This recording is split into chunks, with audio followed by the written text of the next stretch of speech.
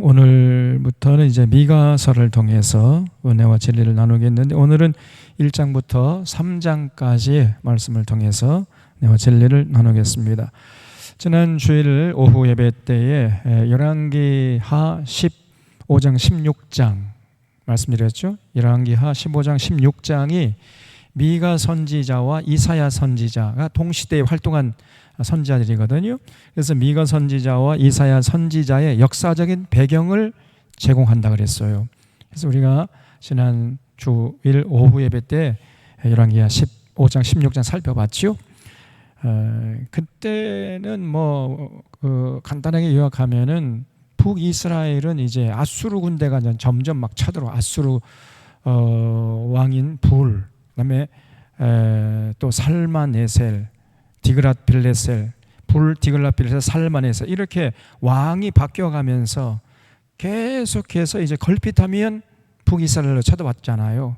그러다 결국은 북이스라엘의 수도였던 사마리아가 아수르 군대에 함락돼 가지고 완전히 멸망해 버린 겁니다. 그런 다음에 그러면 남유다는 어떻게 됐는가? 그렇게 자기 동족이 망하는 걸 봤으면 정신 차려야 되는데 정신 못 차려요. 여전히 하나님과 맺은 언약 안 지키고 우상 숭배하는데 빠르고, 그러니까 기득권층들은 전부 다 부정부패하고 다 타락하고 거짓과 술수를 양식 삼아 살고 전부 다 타락한 사람들입니다. 그러니까 이제 하나님이 너무 속이 상하잖아요. 속이 상할 대로 상하니까 참다 못해가지고 마지막 기회를 주기 위해서 미가 선지자, 이사야 선지자를 보냈던 거예요. 그래서 이 예언자가 등장한 시대는 영적 어둠이 짙게 깔린 시대라 그랬죠. 이런 걸출한 미가, 이사야 선지자들이 등장했던 걸 보면은 그때 남유다가요 완전히 썩을 대로 썩었던 것입니다. 그런 이스라엘의 그 역사를 기록하고 있는 것이 구약성경인데, 원래 이 구약성경을 가지고 특별히 미가서, 이사야서, 예레미야서 그 예언서를 가지고 전혀 한국교회가 설교를 안 해버려요. 그리고 신앙생활 10년, 20년, 30년 한 이 장로 권사들을 전혀 성경 모르고 있습니다. 하나님이 어떤 분이신지를 전혀 알지 못해요. 성경에서 계시한 하나님이 마치 산타크로스 할아버지인 줄만 알고 있다니까. 얼마나 어리석습니까? 그런 사람들이 목사 장로야. 그래서 요즘에는 이 목사 장로, 목사라고 해가지고 거들먹거리는 그런 사람들 빨리 여러분 그걸 경계해야 됩니다. 믿을 수가 없어요.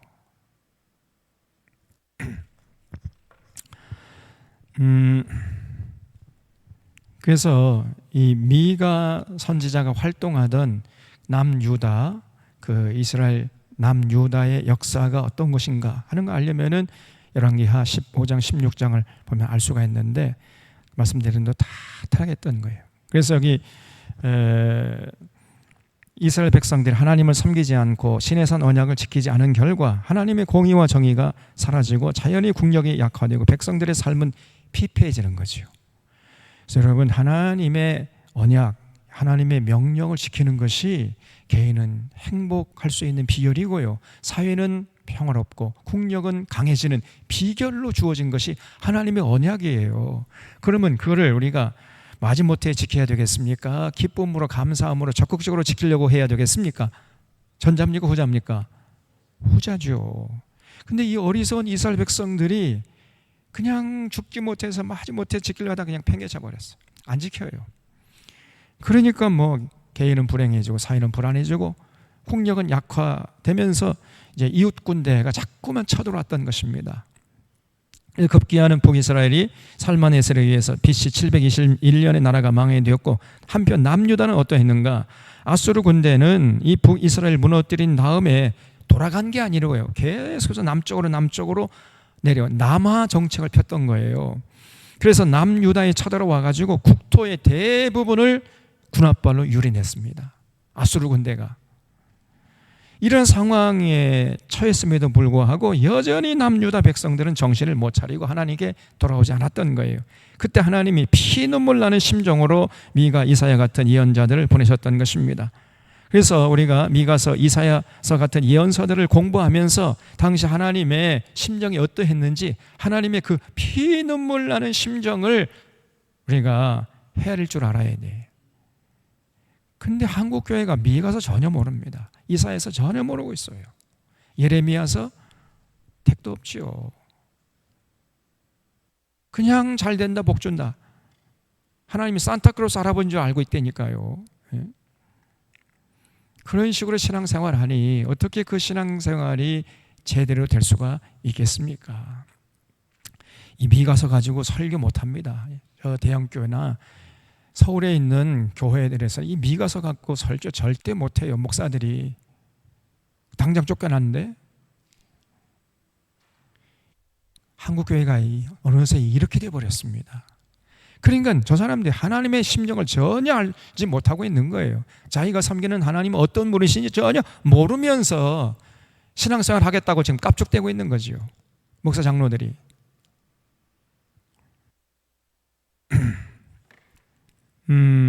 그래서 미가서는요, 당시의 남유다의 지도층들을 쳐서 예언했다는 것은 그들의 위선과 타락상, 부패상, 그걸 그냥 백성들에 가가지고 완전히 폭로해버린 거예요. 그 당시에 뭐 남유다 기득권층, 지도층, 권력층들 그들 앞에 가가지고 회개하라. 그 사람들 회개 안 합니다. 아니, 회개 못해요. 회개할 때가 지나버렸어요. 여러분, 회개도 기회가 있습니다. 어느 순간을 넘어버리면은 회개하고 싶어도 못해요. 당시의 남유다의 지도층들이 이제 아무리 외쳐도요, 저 사람들은 회개 못합니다. 그래서 미가는 그 지도층들에 가서 회개하라고 외치는 게 아니라 백성들에게 가가지고 그 지도층들의 부패상, 타락상을 다 폭로해버렸단 말이죠. 이게 쳐서 예언했다는 말이에요. 그리고 미가는 경제 정의를 부르셨어요. 여러분, 경제 정의가 살아있어야 됩니다. 분배 정의. 가진 자는 끝간데 없이 부자가 되고, 가난한 자는 끝간데 없이 아무리 몸부림을 쳐도 그 가난의 굴레에서 벗어나지 못하는 이런 사회가 되면요, 그 나라는 얼마 못 가서 망합니다. 이게 성경의 메시지요, 역사의 교훈이에요. 당시에 기득권층들은요, 끝간데 없이 부자가 됐어요. 끝간데 없이. 분배 정의가 사라져버린 겁니다. 그리고 가난한 자는 아무리 애를 써도 가난의 굴레에서 벗어날 수가. 그래서 부가 세습이 되고 가난이 세습이 되는 이런 세상을 이루고 말았던 거예요. 지금 우리나라도 마찬가지입니다. 지금 급격하게 지금 빈익빈 부익부 현상이 일어나고 있잖아요. 전 세계적으로 가장 빠른 속도로 빈익빈 부익부 현상이 일어나는 이 나라가 지금 대한민국이에요. 이렇게 나가다는 이 나라 망합니다. 이것이 오늘 이 미가서의 핵심적인 메시지예요. 그런데 한국 교회는 전혀 모르고 있어요. 그냥 대형 교회는 사람들이 많이 모이고 뭐 그냥 헌금이 넘쳐나니까 아멘 할렐루야 뭐 자기들 세상인 줄 알고 있죠. 하나님이 분노하시는 꿈에도 생각하지 못할 겁니다. 저 사람들. 그러니까 하나님을 믿는 자들이 아니에요. 그래서 미가는 백성들의 두령들, 거짓 선지자들, 재판장들, 제사장들, 이런 권력층들, 지도층들, 기득권층들을 비판하는 그들의 타락상과 그 부패상과 그 위선과 거짓과 술수를 전부 다 폭로해버린 거예요. 그리고 미가는 진정한 왕, 진정한 통치자, 메시아는 예루살렘이나 사마리아에서 탄생하는 게 아니고 저 시골 마을, 유다에서 가장 작은 그 베들레헴에서 진정한 왕이 탄생하게 될 것이다. 이렇게 예언한 거예요. 오늘날 하면은 저 서울이나 평양 여기서는요 참된 지도자가 나올 수가 없어요. 참된 지도자는 어디서 나오느냐? 광야에서 나온다. 세상이 왜 이렇게 조용합니까?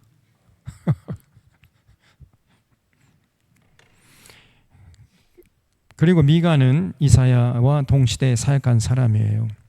그래서 미가 당시의 사회상을 보면 이렇게 완전히 사회가 두 쪽으로 갈라져 버린 겁니다. 계층 갈등이 심했던 거예요. 그래서 이 부유층들, 이 기득권층들, 이 사람들 봐봐요. 얼마나 화려하고 사치한 삶을 즐겼는지. 이 사람 이거 뭐예요? 이거 봐. 이 배불뚝이.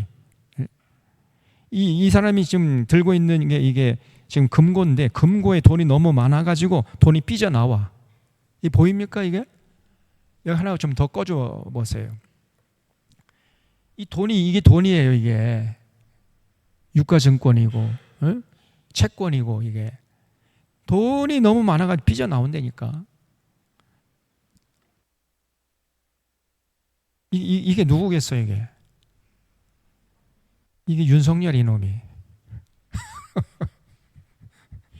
이건 누구겠어요? 이건 뭐 재벌들이겠죠. 얘는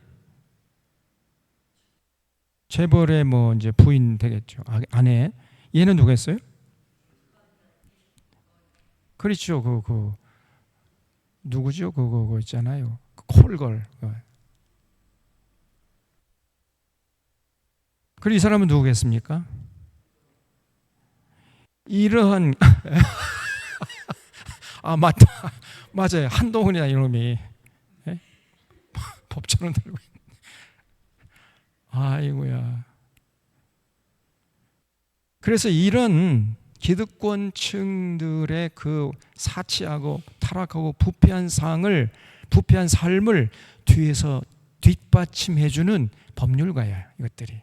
예? 여러분 법이 원래는 누구를 위해서 만들어진 겁니까? 약자를 위해서 만들어진 거죠. 약자들을 강자들의 갑질로부터 보호하기 위해서 법이 만들어진 거 아닙니까? 그 법이 없으면요 정글의 세상이 되어버리잖아요. 강자들이 갑질하면 약자들의 힘이 없으니까. 그래서 약자들을 강자로부터 보호하기 위해서 법이 있는 것인데, 당시의 남유다 사회는요 법이라는 게 어느 쪽으로 작동하고 있었는가 하면은 강자들을 약자들로부터 지켜주기 위해서 작동하고 있었단 말이죠. 강자들이 약자들을 저렇게 수탈하고 겁탈하고 늑탈하도록 하기 위한, 그렇게 삶을 살아도 전혀 그 서민들로부터 공격당하지 않고 안전하게 보호함을 받는 쪽으로 법이 작동하고 있었던 것입니다. 약자들을 위한 법이 아니라 강자들을 위한 법이었어요. 오늘날도 마찬가지예요. 지금 대한민국이. 예? 여러분 이번에 저 윤석열이라는 저 머저리 같은 놈이 저 대법원장을 또 누구를 지명을 했습니까? 예? 이균용이라는 자기 뭐 친한 친구랍니다. 친한 친구의 친근한 친구래 또. 그럼 친구지 뭐. 근데 이 사람이 보니까 완전히 삶이 엉터리예요. 대법원장이 될 사람이거든요. 대법원장이 될 사람이, 이 사람이 공직자 재산 신고하잖아요. 10억을 누락시켰어. 10억을. 선출직 국회의원이라면요 그거 당선 무효입니다. 그 온갖 거짓말을 해대. 그리고 자기 자녀에게 그 재산 상속하고 그 상속세도 안 내고. 그러니까 이 재판관들이 주로 하는 게 뭐죠? 죄질이 아주 나쁘다 막 그런 얘기 하잖아요. 제가 범죄자를 딱 세워놓고 죄질이 아주 나쁘다 그러니까 뭐 회개할 기미도 안 보이고 뭐 죄질이 아주 나쁘다 그래가지고 뭐 몇 년 때리겠다 뭐 이렇게 얘기하지요. 죄질이 아주 나쁜 놈이에요. 그런 놈이 대법원장이 되면 어떻게 되겠습니까? 에? 이 나라가요 지금 의인을 악인이라 하고 악인을 선인이라고 해버려요. 이런 불의한 나라는요 얼마 못 가서 망합니다. 절대로 나라가 서지 못해요. 제가 볼 때 저 조국이나 이재명이는요, 저 사람들에 비하면요 너무나 착하게 선하게 살아온 사람들이야. 국민을 위해서 나라를 위해서 희생적으로 살아온 사람인데 그런 사람을 악인이라고 지금 찍어버리고요, 저렇게 그냥 부정부패하고 타락하고 온갖 불법적인 일을 행했던 이런 사람들이 지금 의인 행사를 하고 있는 겁니다. 누가 누구를 지금 재판합니까, 여러분? 에? 대법원장에 지명된 놈이 온갖 법을 어기면서 살아온 놈이야 보니까. 그런 놈이 대법원장이 된다는 거야. 이게 이 말이나 됩니까 이게? 저거는 벌써 감옥에 갔어야 돼요 저거. 그런데 대법원장이 된대. 입만 열면 또 거짓말을 해야 돼 또. 그래, 아이고 잘못했습니다. 10억을 그러니까 재산 신고를 안 했으면 그건 몰랐다는 거예요. 모르고 아이고 제가 그거 챙기지 못해서 송구합니다. 입만 열면 송구합니다. 그러면 이제 국회의원이 그러면 송구하는 걸로 끝나겠습니까? 그럼 책임을 져셔야죠. 그럴 때. 아이고 그건 제가 할 역할을 넘어서는 것 같아서 어쨌든 송구합니다. 끝내. 그러면 아니 당신 일이니까 당신이 결정해야지. 사퇴할 마음 없습니까? 아이고 송구합니다. 버티고 있어요. 끝까지 그냥 대법원장 자리에 앉겠다는 거지요. 이 나라가요 이렇게 가면 안 됩니다. 자, 그래서 지금 이렇게 한편에서는 이렇게 호의호식해요. 이 보세요. 이 외투 한 벌이 이게 1억짜리라니까. 그리고 이 부추가 여기 1,000만 원짜리야. 이 장갑이 500만 원. 이게 명품 백인데 이게 1,000만 원짜리 이게. 예? 이 안경이요 이게 500만 원. 이태리산. 코도 수술 몇 번 해가지고 코가 오똑하잖아 지금. 근데 전부 다 명품인데 이 사람만 명품이 아니에요 이게. 이 속에 콜골이 들어있어. 이런 사람들이 지도층을 형성하고 있었던 것입니다. 그리고 여기 보세요. 이 사람들 서민들은요 그냥 허리가 휘어지도록 일을 해도 그 가난의 굴레에서 벗어나지 못해. 그냥 죽지 못해 살아가는 거예요 이게. 이 사람들이 이렇게 호화롭게 살기 위해서 이 사람들 뼈골이 빠져 그냥. 이게 당시에 미가 선지자가 활동하던 남유다의 사회상이었단 말이에요. 오늘날 한국 사회도 거의 비슷하게 되어가고 있습니다. 윤석열이가 대통령 후보실에 뭐라고 그랬어요? 가난한 자들은 자유도 모른대. 자유를 누릴지도 모르고 자유를 생각지도 않고 자유를 누릴지도 모르고 자유가 필요 없다. 이런 식으로 얘기를 한 사람이에요. 에? 저게 제정신입니까? 아니 그리고 그런 얘기 들으면서도 뽑아준 사람은 어떤 사람이에요? 제가 볼 땐 이 정상적인 사람이 아닙니다. 윤석열이도 제정신이 아니고요. 윤석열이 지지하는 사람도 제정신이 아니에요 지금. 사람이 아닙니다 이것들이.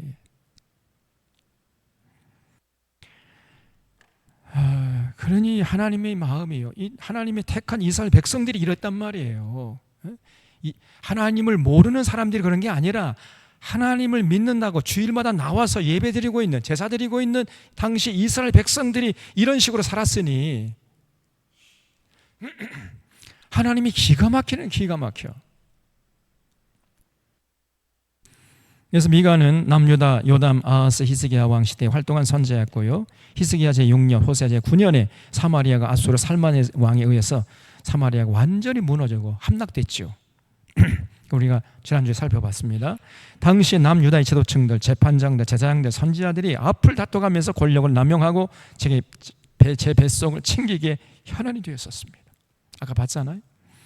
그러니 당시 이스라엘은 경제정의가 땅에 떨어져 있었고 미가는 이런 지도층의 위선과 부패상을 백성들에게 폭로하고 여호와께서 진실로 원하는 것은 그렇게 세상에 나가서 그냥 온갖 부정부패하고 그냥 다 긁어 모으려고 출세하려고 그 세상에 나가서 그렇게 부귀영화 누리려고 수단방 가리지 않고 살다가 와가지고 그리고 하나님 앞에 천천히 천천의 수양이나 만만의 강소한 기름을 바치면 하나님이 우리의 제사를 기뻐 받으시고 우리의 모든 죄를 사했다. 마음껏 또 세상에 나가서 또 죄를 짓자.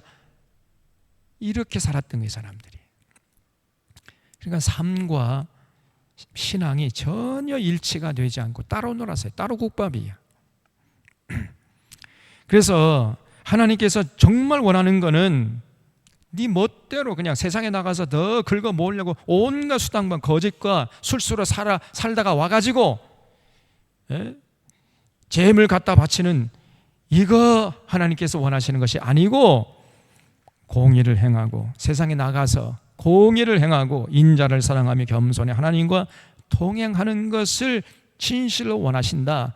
이걸 미가 선지자가 목이 쉬도록 외쳤던 거예요.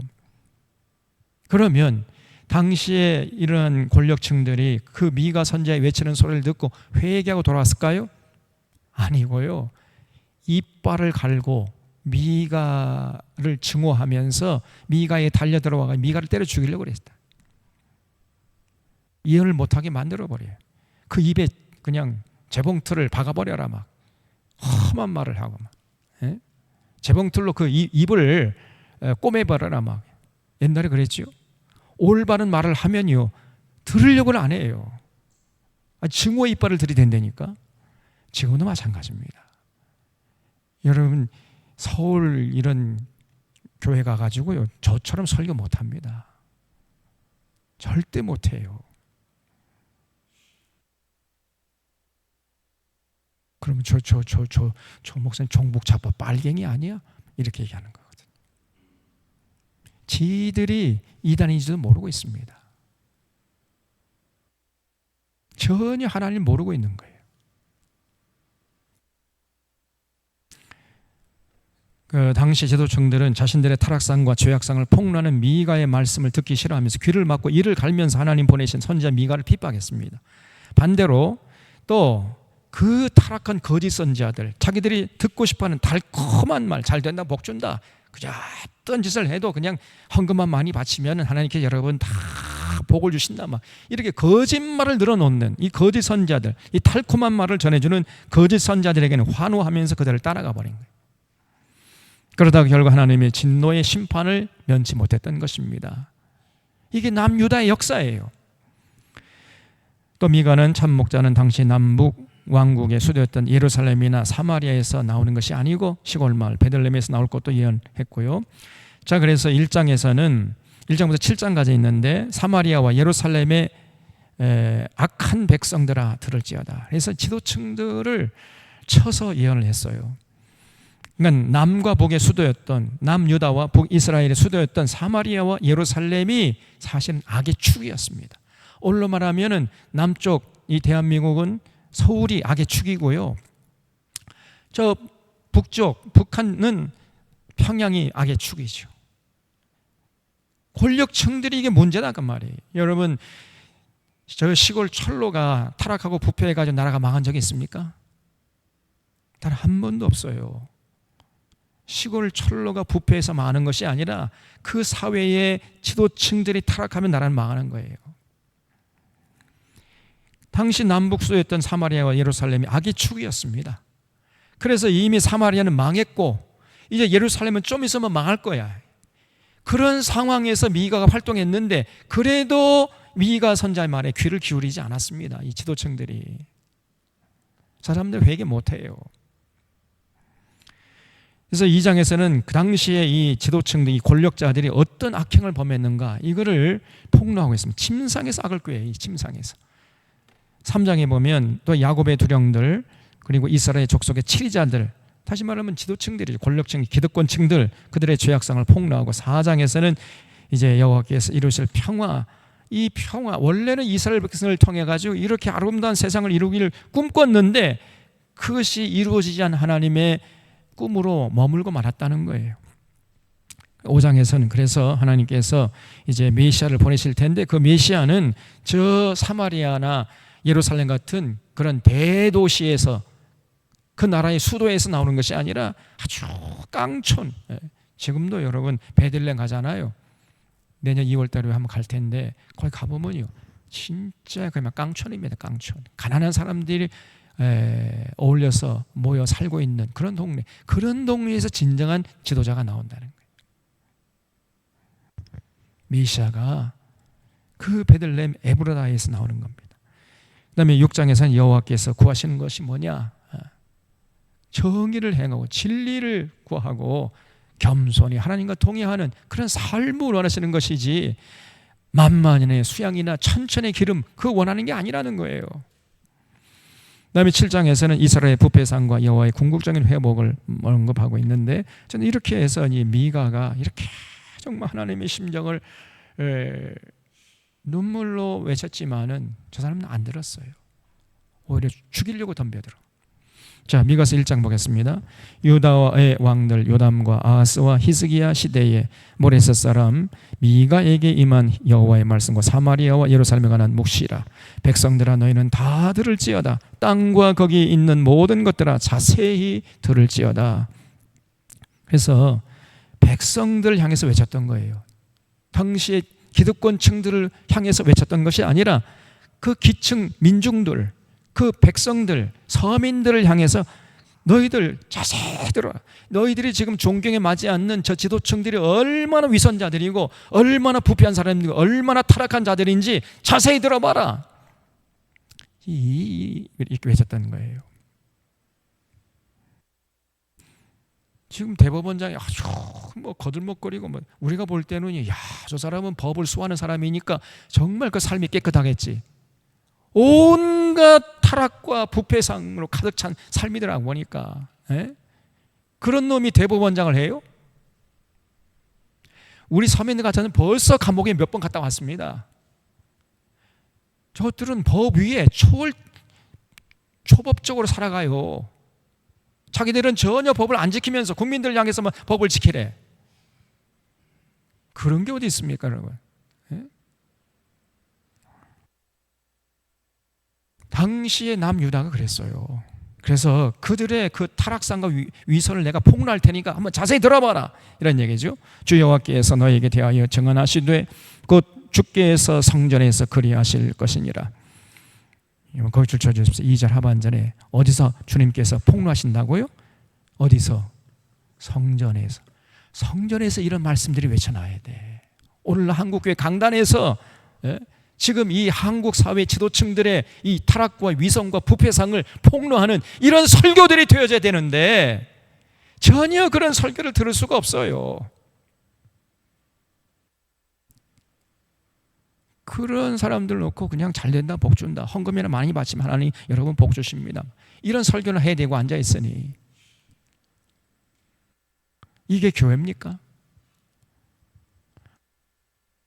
교회가 아니고요, 바알을 섬기는 우상단지라니까. 그래서 성전에서 여러분 정말 하나님의 말씀이 선포되어야 된다. 그 타락하고 비열한 놈들의 그 위선적인 삶을 전부 다 쳐서 예언해야 되는데 전혀 그런 설교를 들을 수가 없어요, 오늘 한국교회가. 3절에 여호와께서 그의 처소에서 나오시고 강림하사 땅의 높은 곳을 밟으실 것이라. 그걸 줄쳐주십시오. 땅의 높은 곳을 밟으실 것이다. 이거는요, 당시에 그 유다 사회를 좀 이해해야 이해가 되는 구절이에요. 우리나라는 땅의 높은 곳, 저 높은 그 아크로폴리스, 그 높은 산에는 누가 삽니까? 가난한 사람들이 살지요. 부자들은 어디서 살아요?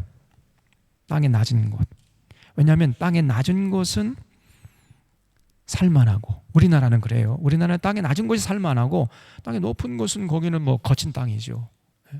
그래서 가난한 사람들이 산 높은 곳에 올라가가지고 땅굴을 파고 살고 있는 그런 동네를 우리가 달동네라고 그래요. 달동네. 제가 제일 처음에 신학교 졸업하고 부임한 곳이 달동네였습니다. 서울의 저쪽에 성동구에 가면은요, 한양대학교 뒤에 사근동이라고 그래요. 사근동. 그 당시 사람들은 썩은 동이다, 이게. 사근동이 아니라 썩은 동이다, 그렇게 얘기했습니다. 아주 가난한 사람들이 모여 사는 달동네였어요. 거기에 제가 처음 부임, 거기서 각 가정들을 신방에 보면 진짜 비참합니다. 비참해. 그 사람들이 어떤 사람들이에요? 전부 다 전라도, 경상도, 충청도에서 올라온 사람들이에요. 얼마 전만 해도 그 전라도에서, 경상도에서, 충청도에서 농사 짓던 농부들이에요. 그 사람들이 아무런 대책 없이 그냥 무작정 상경해서 서울로 올라와 가지고 달동네를 형성했던 것입니다. 왜 그랬어요? 농촌에 있으면 먹고 살 길이 없으니까. 그래서 이 3공화국 때부터 여러분 그 1차, 2차, 3차 뭐 경제 개발 계획을 세워 가지고 산업화를 했잖아요. 그래서 뭐 이 박정희 대통령이 위대한 뭐 선각자다 막 그래가지고 저쪽 경상도 쪽에서 신으로 막 반신 반인이다 막 이래가지고 굉장히 존경하는 모양인데, 여러분 그 경제 개발의 핵심이 뭐예요? 농촌의 희생 위에 산업화를 했던 것입니다. 농촌을 희생시킨 가장 큰 희생한 곳이 바로 전라남도예요. 전라도가 가장 큰 희생을 감내해야만 했던 것입니다. 그래서 그 당시에는 아무런 기술이 없었잖아요. 자본도 없었고 세계에서 최고로 참 그 질 좋은 노동력만 있었어요. 근데 노동력이 어디서 있어요? 전부 다 농촌에 있었죠. 당시는 농촌 사회였으니까.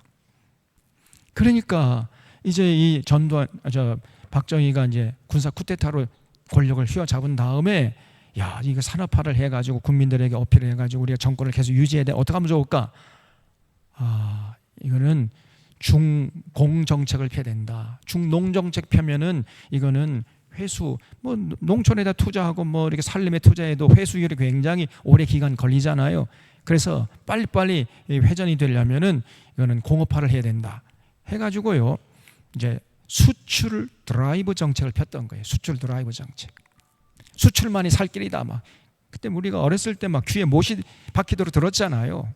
잘 살아보세, 잘 살아보세, 우리도 한번 잘 살아. 그러면서 그냥 수출만이 살 길이다 막 이렇게 외쳤잖아요.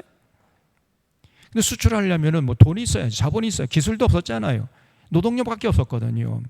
그 노동자들을 그러면 싼 값에 그렇게 사용하면서 계속해서 노동자들도 먹고 살 수 있도록 해야 이제 공업화가 되니까, 당시에 뭐 전부 다 여러분 임금 따먹기였습니다. 노동자들의 임금을 조금 줘야 이제 그 단가가 싸지고, 그러면 이제 그걸 가지고 해외 바이어들에게 수출할 수 있었던 거거든요. 상품이 싸야 됐어요. 싸려면 어떻게 됩니까?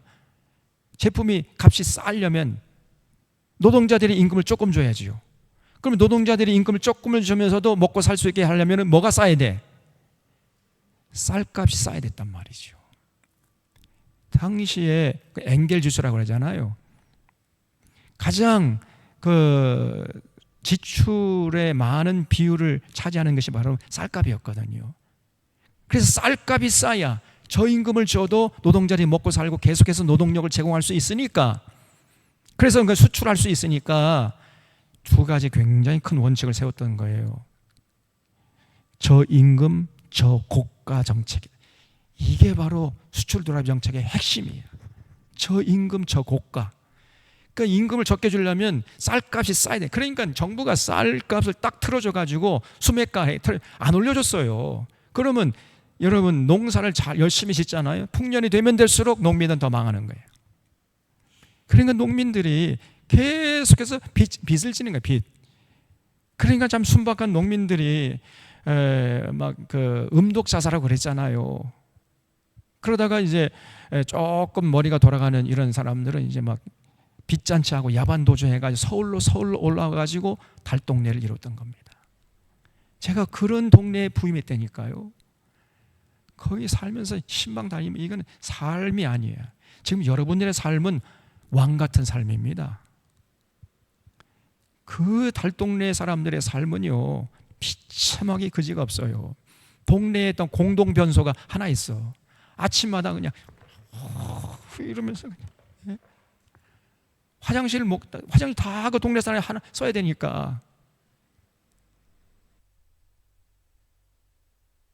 그런 동네, 그걸 달동네라 그래요. 그 높은 곳에 있었습니다. 네, 그런 사람들이 희생으로 저 부자들은 그냥 막 배가 불러지고 기름기가 쫙 흐르고. 그래서 우리나라는 높은 곳에는 가난한 사람이 살고 낮은 곳에 부자들이 살죠. 근데 그 예루살렘은 달라요. 남유다는요, 예루살렘이 해발 800m 이상 되는 고지대입니다. 아크로폴리스야. 높은 곳에 조성된 도시 아크로폴리스가 예루살렘이. 거기는요 굉장히 햇빛이 강렬하기 때문에 적어도 해발 800m 이상 돼야 조금 사람이 살만해요. 기후도 선선하고 때때로 뭐 비도 오고. 근데 이 낮은 땅은 이게 살인적인 무더위예요. 태양 빛이 얼마나 강렬한지. 그러니까 저희 남유다는요, 예루살렘 높은 곳에 부자들이 살고 낮은 곳에 가난한 사람들이 살았던 거예요. 근데 오늘 말씀 보면은 하나님께서 강림하셔가지고 땅의 높은 곳을 밟아버릴 것이다.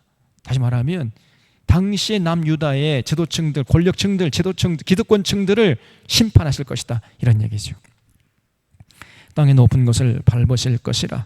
그 아래에서 산들이 높고 골짜기들이 갈라지기를 볼 앞에 밀초 같고 비탈려 쏟아지는 물 같을 것이니 이는 다 야곱의 허물로 말미암음이요 이스라엘 족속의 죄로 말미암이라.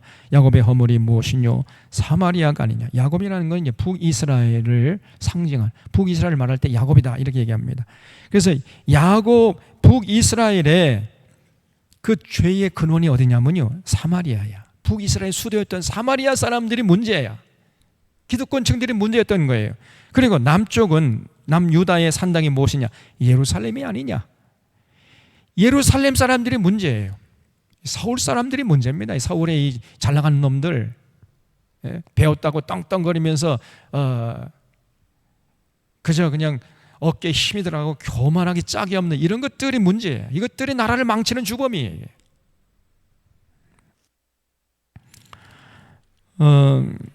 그래서 야곱의 허물이 무엇이냐? 사마리아가 아니냐? 유다의 산당이 무엇이냐? 예루살렘이 아니냐? 이러므로 내가 사마리아를 들에 무더기 같게 해버리고 포도심을 동산 같게 하며 또 그 돌들을 골짜기에 쏟아버리고 내리고 그 기초를 드러내며 그 새긴 우상들은 다 부서지고 그 음행의 값은 다 불살라지며 내가 그 목상들을 다 깨뜨리리니 그가 기생의 값으로 모았은지 그가 기생의 값으로 돌아가리라. 하나님 가만두지 않고 전부 다 그들이 그냥 모아놨던 것들 전부 다 잿더미가 되고 다 흩어버리겠다. 이 사람들이 기생의 값으로 모은 거예요. 다시 말하면 양심 팔고 신앙 팔아먹고 몸까지 팔아먹어가면서 이제 모아둔 그 소중한 그 자기들이 목숨보다 소중히 여긴 것들을 하나님께서 다 잿더미로 불살라버리겠다. 지금 하나님의 분노가 하늘을 찌르고 있지요. 8절에 그러므로 내가 애통하며 애곡하고 벌거벗은 몸으로 행하며 들깨같이 애곡하고 다 타조같이 애통하리니. 그러니까 미가가요, 그런 이스라엘의 역사, 앞으로 미래에 닥칠 그 재앙을 생각하면서 그냥 막 눈물로 애통이 했던 거예요. 이는 그 상처는 고칠 수가 없고 그것이 유다까지도 이르고 내 백성의 상문 곧 예루살렘에도 미쳤음이니라. 무슨 말이죠? 지금 이미 북이스라엘은 아수르 군대가 쳐들어와가지고 사마리아성이 무너졌잖아요. 그리고 자꾸만 이 아수르 군대가 남쪽으로 남하해가지고 지금 남유다 전국을 군합발로 짓밟고 있는, 그래서 사마리아에서 시작된 상처가 지금 예루살렘까지 지금 이어졌다는 거예요. 그래서 내 백성의 상문 곧 예루살렘에도 미쳤음이니라. 그래가지고 미가가 너무나 안타까워가지고 눈물로 호소하는 거죠. 눈물로. 여러분, 이러다가 정말 나라가 망합니다. 저 북이스라엘이 망한 것처럼 남쪽 유다도 망해요. 그러기 전에 빨리 회개하고 돌아가십시오. 이렇게 외쳐도요 전혀 듣지 못해.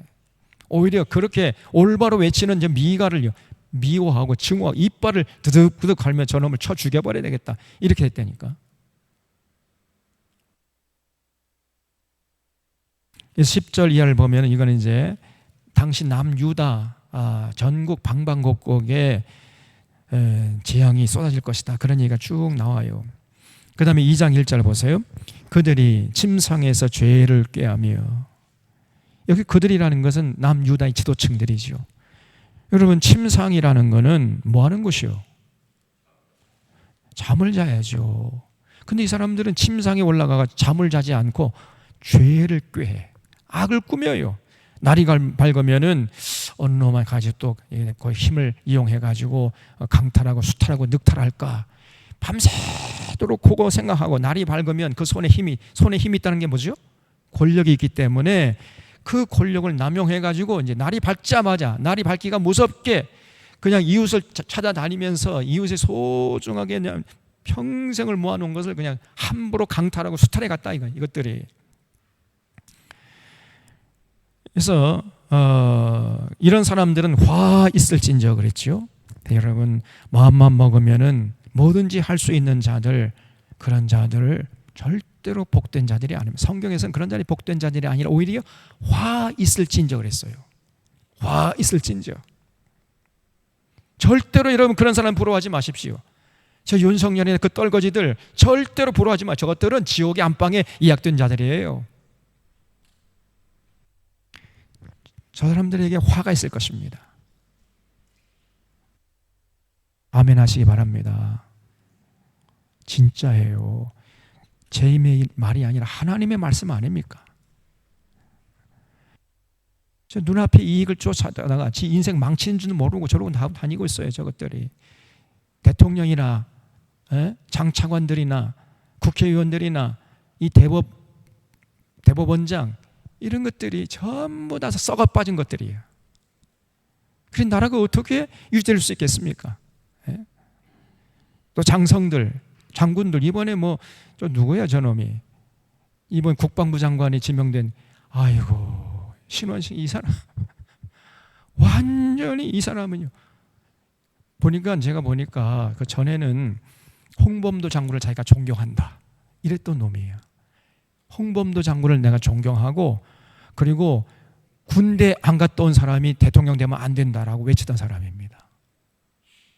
그런데 완전히 입장을 이제 바꿔버렸죠.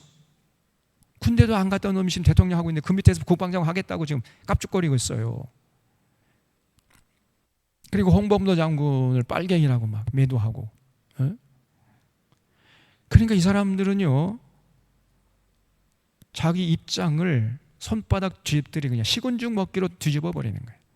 배신 때리는 것은 이 사람들은 일도 아닙니다. 전혀 믿을 만한 사람들이 못 돼요. 자기의 이익에 따라서 얼마든지 표변할 수 있는 사람들이에요. 그런 사람들이 국민들의 지도자가 되면 되겠어요?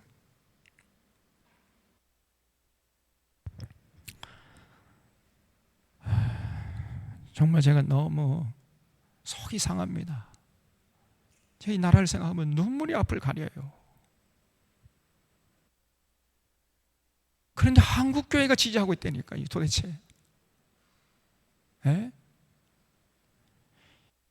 이런 나쁜 놈들이 어디 있습니까? 이것들이 믿는 자들이에요? 이것들이 목사들이, 이것들이 장로들이야.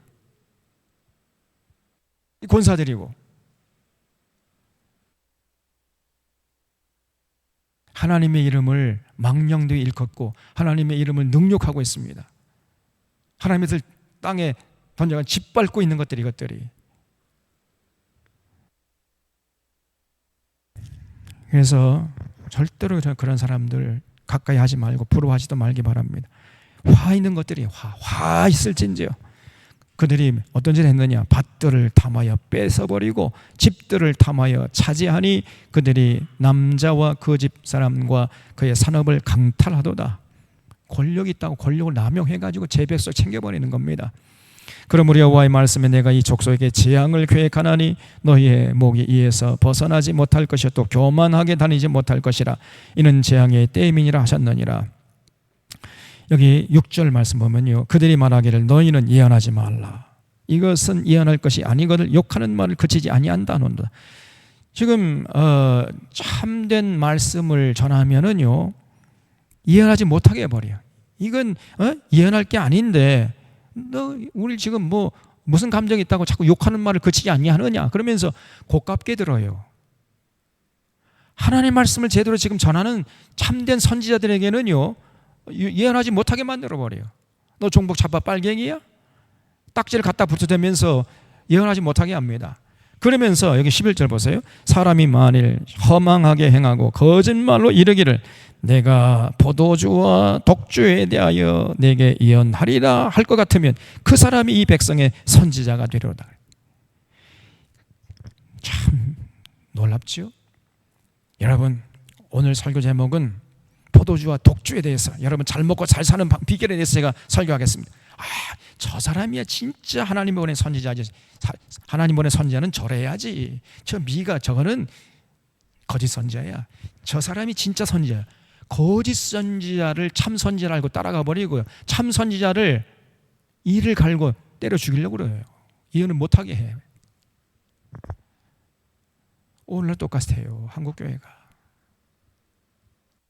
절대 이 미가 가지고 설교 못한다니까.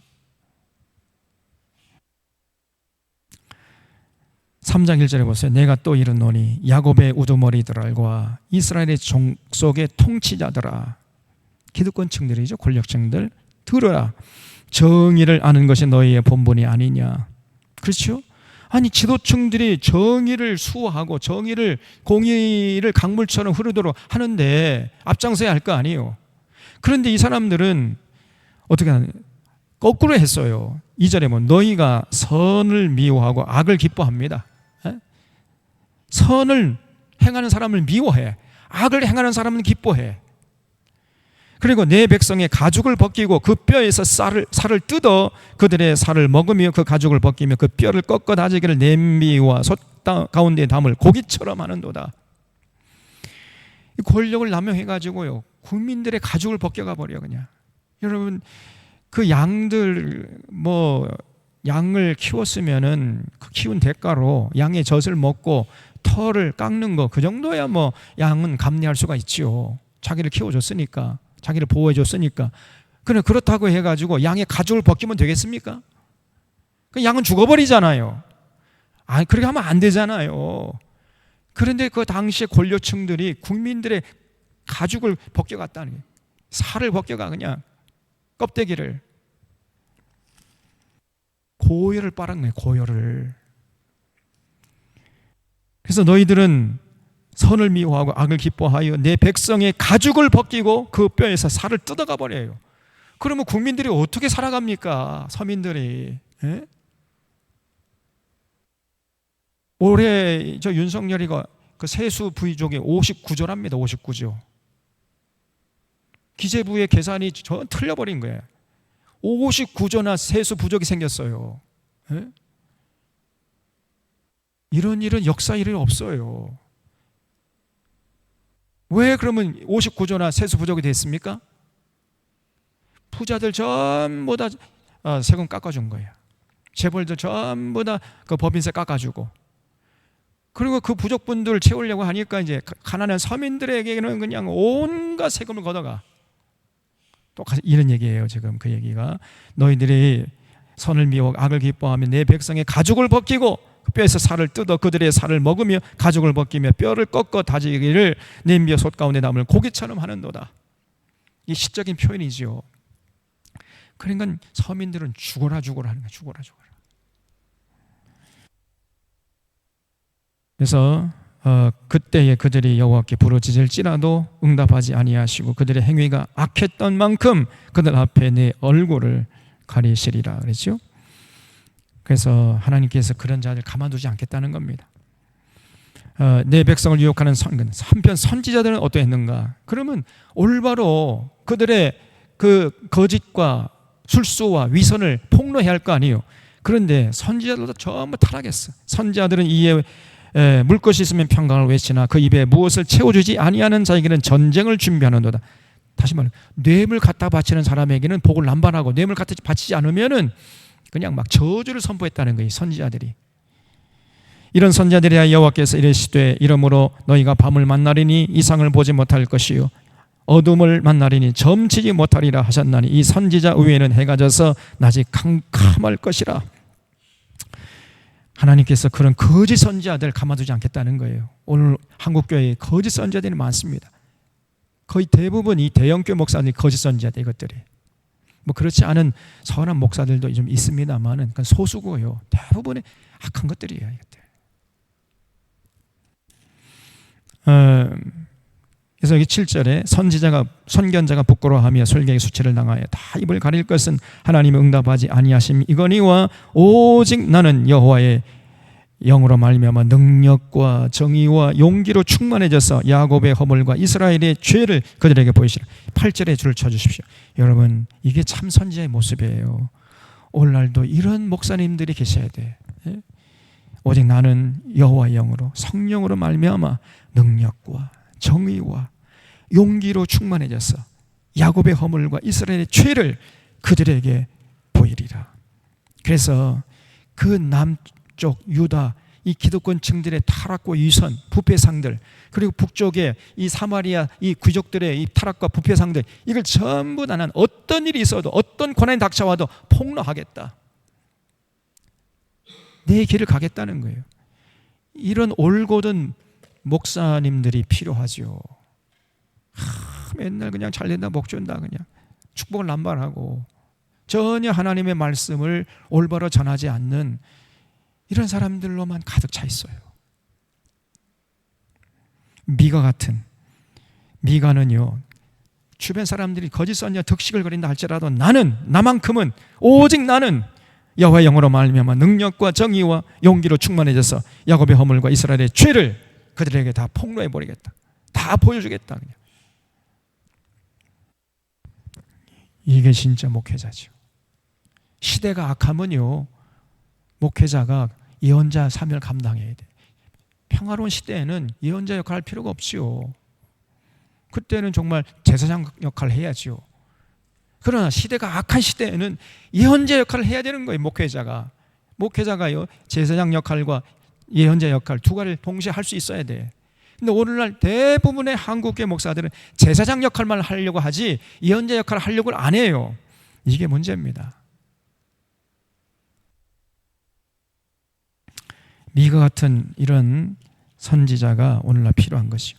9절에 야곱 족속의 우두머리들과 이스라엘 족속의 통치자들 곧 정의를 미워해. 이 사람들이, 지도자들이 정의를 미우면 어떻게 됩니까?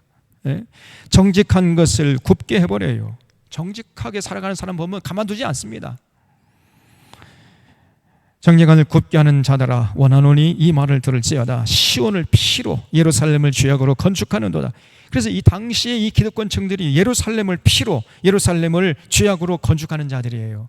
악의 축이었다는 거예요. 이 사람들이 겉으로는 교양이 잘잘 흐르고 뭐 대단한 사람인 것처럼 뭐 화려한 옷을 입고 다니지만은 추악하기 이를 데가 없는 삶을 살았어요. 이 사람들이.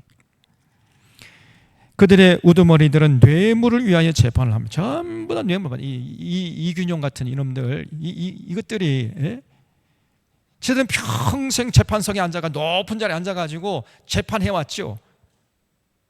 근데 저놈들은 더 큰 죄를 범해. 국민들을 향해서는 조그만 죄도 범하면 막 죄질이 나쁜 놈이다 해가지고 막 형량을 때리면서 자기들은 더 악한 짓을 했다고 말이에요. 이것들이 전부 뇌물 받아먹고 커넥션 돼 있어가지고.